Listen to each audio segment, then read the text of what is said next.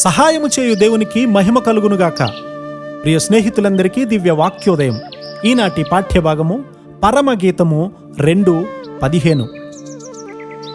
మన ద్రాక్ష తోటలు పూతపట్టి ఉన్నవి, ద్రాక్ష తోటలను చెరుపు నక్కలను పట్టుకొనుడి, సహాయము చేసి గుంట నక్కలను పట్టుకొనుడి. యేసుక్రీస్తు వారు తను ప్రేమించిన సంఘంతో మాట్లాడుతూ ఉన్నారు.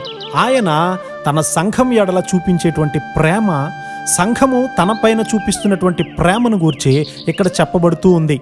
ఆయన తన సంఘాన్ని మేల్కొల్పాలని 12వ వచనంలో చెప్తూ ఉన్నారు. సంఘము ఆయన పిలుపుకు నిజంగా లొంగినప్పుడు అది ఎంతో ఆశ్చర్యకరమైంది. యేసుక్రీస్తు వారి యొక్క పిలుపు ప్రేమ ద్వారా కలుగుతూ ఉంది. నీవు నేను ఆయనను వెంబడించినట్లయితే ఎంత గొప్ప కార్యాలు చూడగలం. దేవుని చిత్తాన్ని వెంబడించే వారి జీవితంలో నుండి అల్పమైనటువంటి కార్యాలు రావు. నీ ముఖాన్ని మరుగు చేస్తూ ఉన్నావా? నీ ముఖము నాకు కనపరచమని దేవుడు చెప్తూ ఉన్నాడు కదా.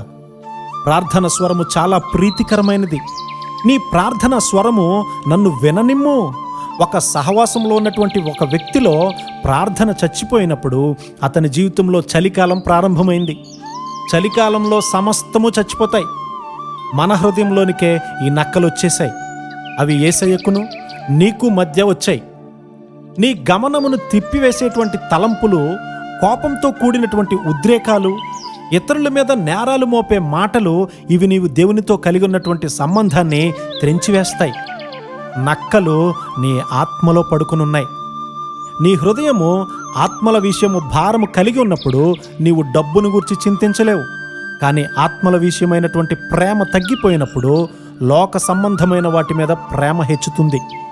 యేసయ్య కొరకు మండుచున్నటువంటి హృదయాలు కలిగిన వారే మన భారతదేశాన్ని మార్చగలరు.